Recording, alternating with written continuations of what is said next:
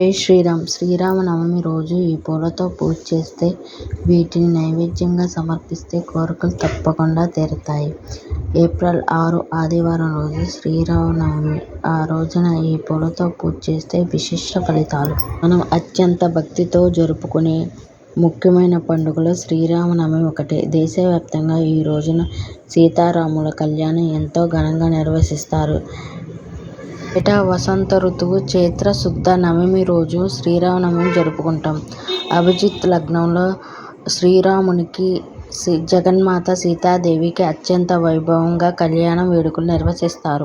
ఏడాది ఏప్రిల్ 6వ తేదీ ఆదివారం రోజు శ్రీరామనవమి జరుపుకుంటాం. ఈ రోజు నియమ నిష్ఠలతో శ్రీరాముని వారిని పూజించడం వల్ల జీవితంలో కష్టాలు తొలగి సుఖశాంతులు కలుగుతాయి భక్తులు నమ్ముతారు. అయితే నవమి రోజు రామయ్య తండ్రిని పలు రకాల పుష్పాలతో పూజ చేస్తే కోరికలు నెరవేరుతాయి. శ్రీరామనవమి రోజు రాముల వారిని చిత్రపటానికి లేదా విగ్రహానికి లేదా సీతారాముల చిత్రపటానికి కొన్ని ప్రత్యేకమైన పుష్పాలతో పూజ చేస్తే విశిష్ట ఫలితాలు లభిస్తాయి.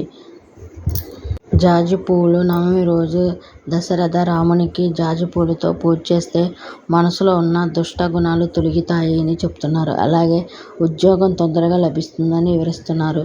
సంపంగి పూలతో పూజ చేస్తే శత్రువులు ఎక్కువగా ఉన్నవారు శత్రు బాధలు తొలగుతాయి. నవమి రోజు రామయ్యకు సంపంగి పూలతో పూజ చేయడం. పారిజాత పుష్పాలు. చాలా మంది కాల సర్ప దోషాలతో ఇబ్బంది పడతారు. అలాంటి వారు నవమి రోజు పారిజాత పుష్పాలతో స్వామివారిని పూజిస్తే కాల సర్ప దోషాలు తొలగిపోతాయి. పద్మపుష్పం. శ్రీమంతుడు కావాలంటే, ఐశ్వర్యం సిద్ధించాలంటే పద్మపుష్పాన్ని రామయ్య వారికి సమర్పించి నమస్కారం చేసుకుంటే మంచిది. గన్నేరు పూలు. విద్యార్థులు మేధాశక్తి పెరగాలంటే, కవులు కల్పశక్తి పెరగడానికి, సాహిత్య రంగంలో రాణించాలంటే గన్నేరు పూలతో సీతారాములను పూజించే మంచిది. మల్లెపూలు. అనారోగ్య సమస్యలు తొలగడానికి మల్లెపూలతో శ్రీరాముని పూజించడం చెప్తున్నారు. నందివర్ధన పూలు. ఇంట్లో సుఖశాంతులు ఉండాలన్నా, మనశ్శాంతి లభించాలన్నా నందివర్ధన పూలతో పూజించడం. ఇలా నవమి రోజు రామయ్యకు ఒక్కొక్క పువ్వుతో పూజిస్తే ఒక్కొక్క ఫలితం లభిస్తుందని చెప్తున్నారు.